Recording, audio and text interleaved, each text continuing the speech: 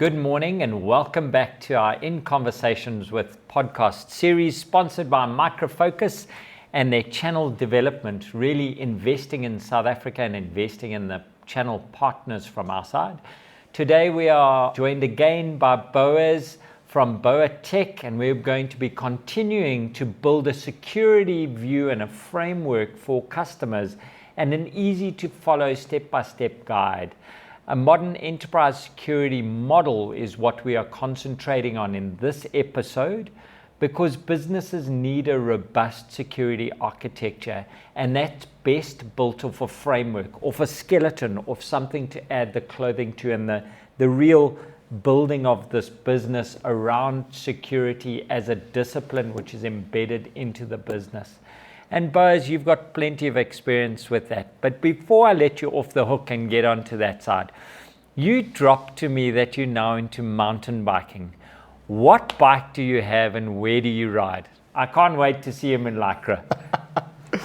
I have a bike called a Rafa bike. It's a custom-made bike by a shop in Midrand. I mean, this guy goes out and buys parts and builds his own bikes. But yeah, all carbon. Very beautiful bike. I'm loving it. Awesome. So yeah, that's. And where do you like to ride? Where's your favorite place in Midrand? I actually ride around the river sands with a bunch of guys from the Rafa group. Sometimes I come around 4 ways. At times I take my son, who is my riding buddy of late. We go to the Northern Farm and the Red Band. So that's amazing. Northern Farms, if you don't know the Johannesburg area, is juxtaposition to Diepsloot Township and is this enclave of greenery where I've seen jackal and amazing birds, and there's a dairy farm, and it's right in the heart of Johannesburg, and I really enjoy it. I'm glad you support it as well. That time away must give you a bit of a stress release from running your own business. And we dived into BoaTech and how you've built it over the last 5 years. How many people are now employed under your company? At the moment, we have about 22 people employed, including consultants, most of them based at customer sites, and about 7 based at the office. So yeah, that's a total. So we're getting size, and these are security experts, and you are building into security. Absolutely. With the brain drain that we're going through, with COVID that's come through, with a number of people moving, losing, and going for the steady big jobs, do you struggle to find skills in South Africa? And where do you look for new entrants into your company? We do struggle. I think especially when we start talking experience, it is quite difficult to find skilled people that are experienced in a certain area. But we've found a new model. Well, it's not really new. It has been used by many companies over the years, but we find it quite working for us. We go out and recruit graduates and train them. I think, IT, it's all about certification and then putting people on the ground, getting them more experienced, and that's what we've been doing very well. And everybody needs a break, and that's what Microfocus is doing from this channel development program. Just the visibility and the support that they're giving to BoaTech is amazing from a perspective of growing local skills. We can all bring skills from anywhere now because the world is quite a small place. But homegrown skills make such a difference. Do you see customers supporting that and choosing a local partner around that? And what are your big challenges breaking into new customers? Customers are loving it, especially when we share with them that some of our employees are coming from disadvantaged backgrounds and they are new recruits coming from college, and they really are supporting that. But one of the biggest challenges we're finding in the industry is the size of our organization. We're fairly a small company, and customers, especially when it comes to trusting us with services that have to do with the critical environments, they're quite edgy around that. They don't really easily trust that we can handle a massive environment. So they would find it, easy to perhaps partner us with a big brother. And that model has been working for us. It's something that we've been growing, employing that model, and it's really working. But sometimes, certain customers would be easily adaptable to strategy and say, look, we trust you. In the number of years that you've been in business, we think that we can trust you to look after our critical, assets. Those big workloads need to be secured. And if you approach your customers the way you've approached our interviews, with that humble yet assertive and understanding way, I'm sure that the road to success is already paved for you guys. That's pretty cool. But now we're talking about a modern framework for security.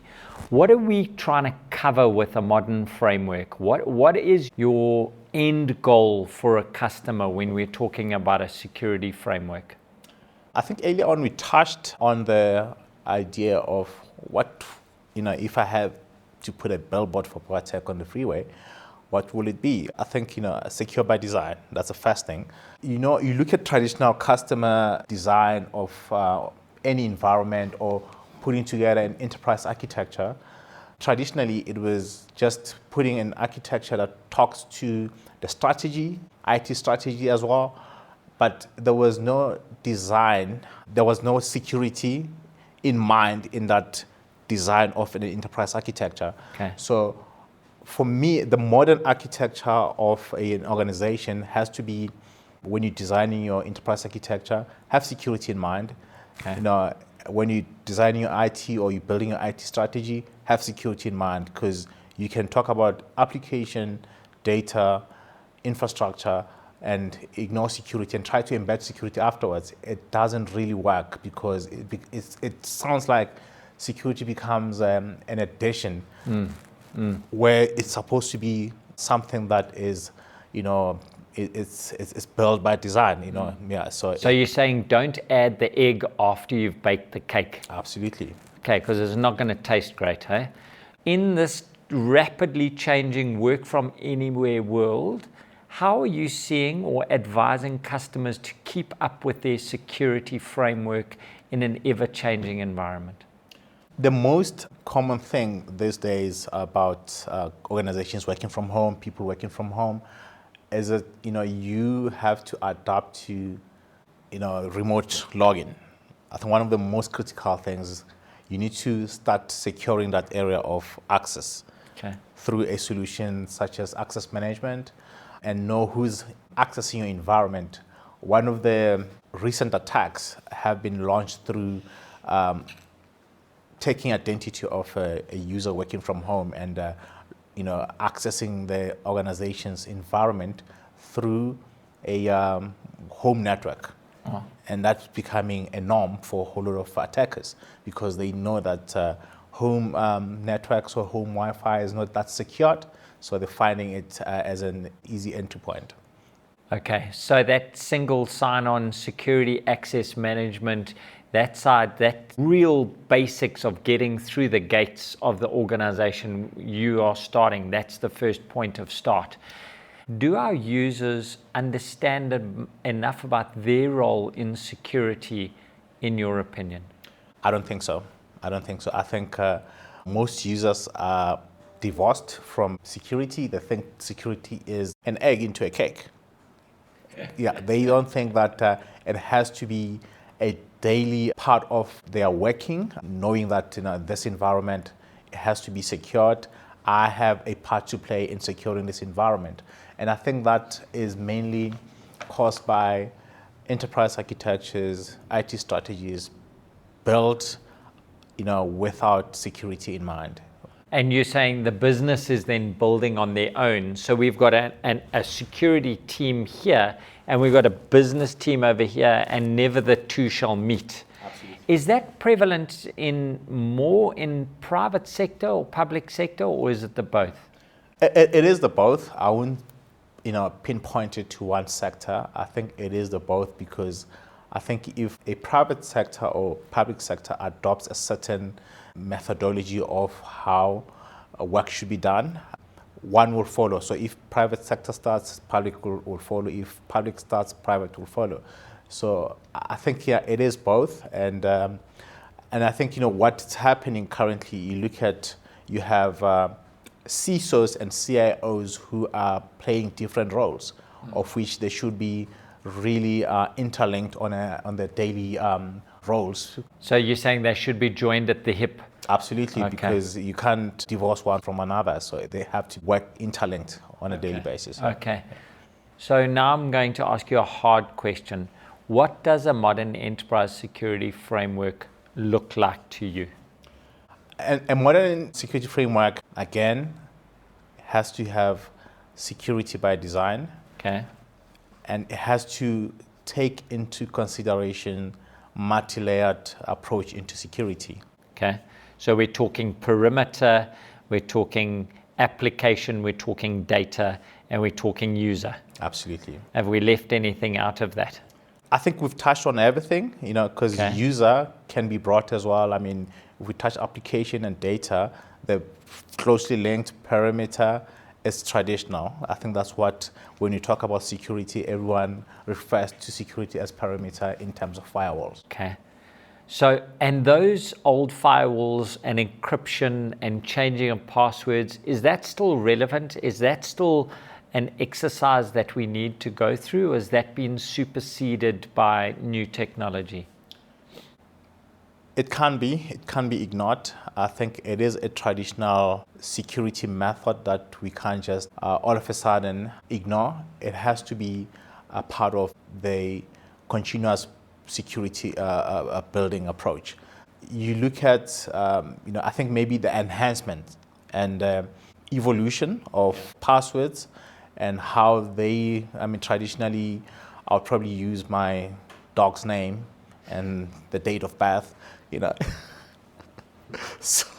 So now you can't use that because hackers will probably think, okay, what are the, well-known names for dogs? And then they'll probably crack that. But what's really changing the game is a multi-factor authentication where you can use your iRetina, your biometric, together with your password, and that becomes a multi-factor. If you break into one, you'll probably struggle with the two. So basically you work in science fiction movies. Hey, you want to do the retina scan, we're going to take my eyeball out, hold it up there. It's going to be pretty cool. That is pretty cool. Tell me, now we've got the secure by design. We've got an enterprise security model that we can hang our hats on. This evolution of it, we've got to have a way of centrally looking at the data that we can see if it's working. Is that a myth or does that exist? Is there a way to look at an enterprise through one pane of glass from a security perspective to application, perimeter, data, and user? Or are they all fragmented and we need to check them? I think the ultimate goal has to be one pane of glass because you want to simplify the management. You want to make it easy for any organization managing their security to be simplified and easy for anyone coming into the environment. The fragmentation is what's causing the chaos in today's frameworks that are still existing. It's more like traditional banks still running on mainframe and not finding it easy to add a new product into their portfolio because mainframe would need a whole reworking for it to add a new current account or that's why you find new banks really leading the way because they are easily adapting and they're seeing things on a single pane of glass. Yeah. COBOL turned 60 this year. And there are still people out there that are programming, young people in COBOL. If you want to make some spare cash, that's a great way to go. Go and program in COBOL. But 60. This evolution of security, it sounds like a never-ending hole for money. Is it very expensive for me to do my own security? I wouldn't say it is expensive. I think, if one takes a layered approach where you don't just go for everything at once. If you are a small organization, you have to start somewhere, and then that will really become cost effective for you if you take that structured approach where you secure the most critical and what you think that will be easily a threat. And then you move to the next one because if you take a holistic approach can be expensive. Okay, so when you say holistic approach, I say a paranoid approach. So we don't have to be paranoid. With your contracts with your customers now, do you get nervous if there's a breach and sensitive data is lost? Is it you who's in trouble, or is it the customer who's in trouble, or are you both standing in front of the committee? I think the blame gets shared because obviously at the end of the day, we take an internal blame to say, look, I mean, we should have maybe overemphasized this to the customer. Okay. If maybe with debt and then they didn't take it into consideration. And, sometimes we want to be in the forefront advising customers about a particular threat that's coming. Okay. We're out there looking and from a global point of view, what are the recent threats that are happening, in the market and what customers should be looking out for. But equally, customers have architects and technical people who are very good at understanding the threats and really out there looking out at what's, common in the market, what are, banks being attacked worldwide or any kind of company for that matter. Okay. Yeah. So my next question is another tough one. Security framework and the enterprise framework, then the maintenance and monitoring, and then fixing up after the breach has occurred. Internal or external? In-source or outsource? Let's start at the beginning, building the framework. Building the framework, I think it has to be in-sourced.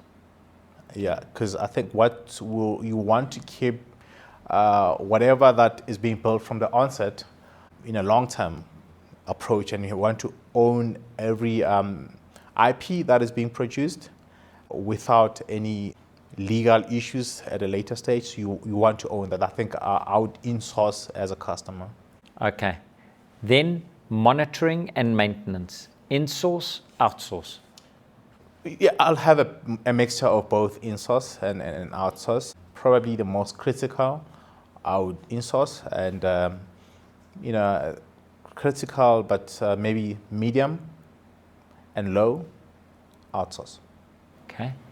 And automation in that area, where does machine learning and robotics play a role in monitoring and maintenance? In repetitive tasks, you want to use machine learning and robotics and probably less people and employ a lot of technology. And yeah, I think that is really a new drive into the fourth industrial revolution.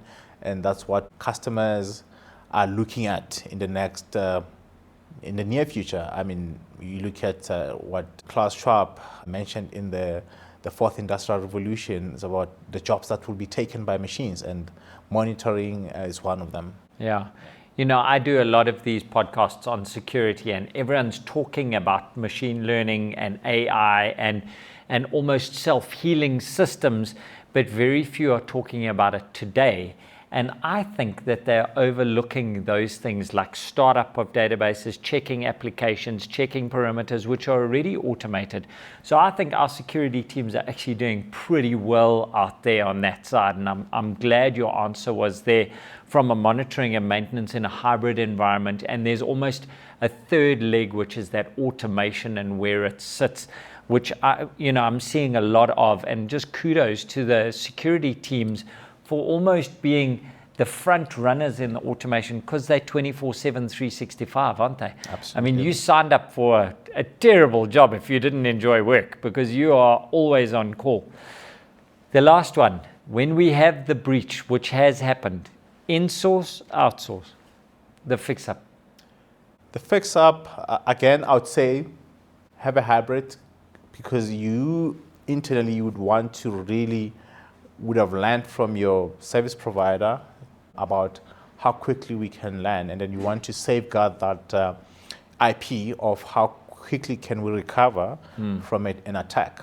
So you in-source that, but you get help from service providers to help you to quickly recover and cross all the T's and dot the I's in terms of things that you might omit, and then you need some help in recovery.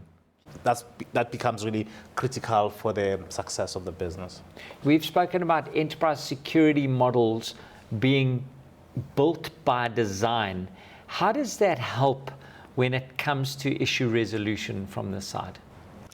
When you build by design, I think as part of the enterprise architecture, you would have problem resolution as part of your enterprise architecture, and talk about disaster recovery, which will cover the security threat, because it is what disasters are all about in recent times. So it is important because when you have secured by design from putting your enterprise architecture with security in mind, you would identify and list all those processes that you have to go through in terms of a disaster. And that becomes critical, really, because when you have the framework and you have incident management and the monitoring, that will be detailed from a secured by design enterprise architecture. So we can get to the root cause a lot quicker than if there's just general chaos or organic growth. Chaos is not a word. None of our customers have chaos. We have organic growth. Yes, we understand that. This enterprise security model that we've been building now just got flipped on its head by bring your own device, bring any device and work from anywhere. Have you seen a change to your enterprise architecture in the last 18 months? It's the change into the enterprise architecture is ever evolving, because you talk about IoT, that's basically where we start talking about BYOD, bring your own device. But if you don't have that external device coming into your environment, planned and built by design, secure by design, from your enterprise architecture, when that comes in, it becomes a shock into your system. And you need to have mechanisms of, if I'm bringing in someone who has an iPad or a MacBook or any kind of device into my environment, how does that impact the security of my environment? So it is very important that you have that from the onset. Hence, again, you have to secure by design, putting all those elements and all those shocks that can be damaging if unplanned, but critical and important if planned. There was a very famous rugby player and coach, Dr. Donnie Craven, who said, "Give me 2 locks and I'll give you a rugby team." What are the 2 roles that you need in order to get an enterprise security model right? What is the 2 locks of this team look like? I would say a security architecture or a security architect. For me, that will be the first lock, and a well-seasoned enterprise architect. So these enterprise architects and a security architect are very important roles in a customer's life. That's usually where the partners come into it. Eh? Absolutely. And we've got access to those skills. Do you get them from South Africa, or do we bring a couple from overseas? What have you seen lately? Lately, I think South Africa has been building up to those kind of skills. We have a good growth in those kind of skills, but we still have a huge dependency on the global market. I think, looking at our maturity level when it comes to security, it hasn't developed to those levels, but we're getting there. I think a lot of local skills are really gearing up for that kind of knowledge. And is Micro Focus responsive to put you in contact with global partners to help when you've got a big bank that you need to architect or a big manufacturing environment? Definitely. I think very helpful. I think we have access to a pool of resources globally that can always come in when required. That's awesome to know. That's awesome to know. As your industry has been evolving again over the last 18 months, and we are talking about an enterprise security model that's evolving, what surprised you the most that you've seen at customers regarding enterprise security models? The surprise has been really more on how customers, are becoming ignorant or have grown to be ignorant around security. You look at the most critical data, they really don't have rigid security around it. And And that becomes a shock for me because that is where they need to start. And when they engage us, they want to really satisfy the auditors, because auditors are the watchdogs around security, internal audit, mainly external auditors. They would come and ask them about, what are they doing around, data where, they deem very critical, and they get shocked, and then they just want to run into securing that data or making sure that that data is secured without really looking at the whole journey. Wow. So it's maybe the tsunami of the last 18 months. They've been dealing with so much change that their actual ability to deal with change is just no longer, and they need to just have the tick box for security. Wow, that is quite a big thing. If that's you, speak to Boas, and we can get you on path to get your security in place, because that's not a healthy situation to be in, hey? Absolutely. I think, because what then happens is you just want to pinpoint at one symptom in a pool of symptoms that are causing issues in your environment without looking at, where it starts really, because you need to know the origin of your problems and design your environment. Start from the beginning. The security for most customers is all about parameter, and if they have parameter, they think that that's it. We are secured. But identity management, how do you identify who comes into your network, your environment? And that is becoming a big issue, especially around the pandemic, working from home. It has really caused a lot of problems, but mainly customers don't respond to a security sales pitch. They respond very well to an audit or an attack.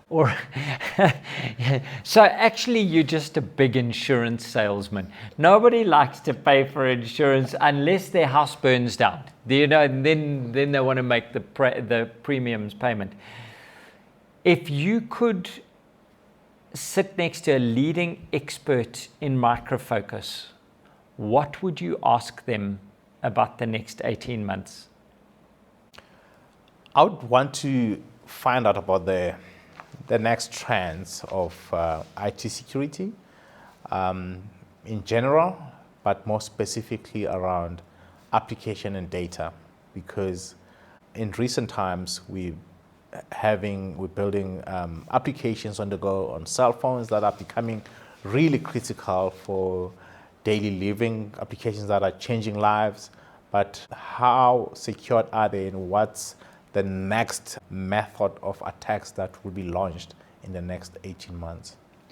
As the boss of a security company, how do you self-educate? Where is your source of learning coming from to stay ahead of the game for your customers? Seminars, conferences, whole lot of reading, podcasts. What is giving you hope right now as a business owner for South Africa in the security space?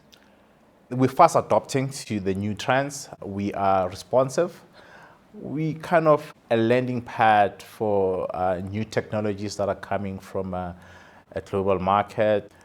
If there is going to be any attack, it'd probably be in South Africa, and we're kind of aware of that, and we ready. We have among the biggest companies in South Africa, whether global companies or local companies, and that really puts us in a forefront of awareness and proactiveness rather than reactive. Awesome. I'm going to move away from you looking for customers and talk around the company again for 2 more minutes. If you could do it again, what would you change from 5 years ago to today where you're sitting? I would change the approach into the early stages of how we looked at the business. I think we put in the big bets, and security was one of them. Cloud, definitely. Mobility. But I would really put security higher up than cloud, close to it, and maybe mobility. Because I think the hierarchy was different when we started. And this really the focus on how we want to help organizations to be more secured and look at growing with security in mind for organizations, for our customers. That would really be a game changer for us. If I have to redo this again, I'd put it in that hierarchy. Excellent. I like that. You were a young man who went to a township school. You must have had a teacher that influenced you to get onto this path for business and success. Who's that teacher and where are they today? Absolutely. I think doing maths and science in a township school, very little hope around computers, not knowing how to, type and a whole lot of things. I think getting introduced into technology education, where we talked about or we learned about Morse codes and different types of putting a circuit breaker or putting a circuit into an electrical connection, that was kind of an introduction into technology, and it sparked the journey into computer science. And Miss Musue, Mavatu Musue, was the teacher who really helped me in that journey. A shout out to the teachers. We are only here because of teachers. Thank you for that, giving us a little bit of a view into your life. If we are coming to the end of this episode, which is enterprise security model, what is the one question I should have asked you that I haven't? Why did I choose computer science? Why did I choose technology? No, I'm going to ask you that in the next episode. That's the next episode, because we've already established you could have been a front row forward for the Lions. Do you know what I mean? You could. Buzz, once again, it's been really interesting spending some time with you and getting to know you. I can't wait to see you in Lycra, hanging around the Fourways area, having a cup of coffee or having a cycle. And when we are talking about enterprise security models and your enterprise architectures, folks, choose those people wisely. Look at the partners that you're going through. And there is a reason why Micro Focus is spending time on BoaTech and building the company out there. Good people invested in South Africa and ready to grow. From my side, Daniel Robus, it's been brilliant to host you again. I'm going to sign off episode 2 of our 6-part series. Thank you.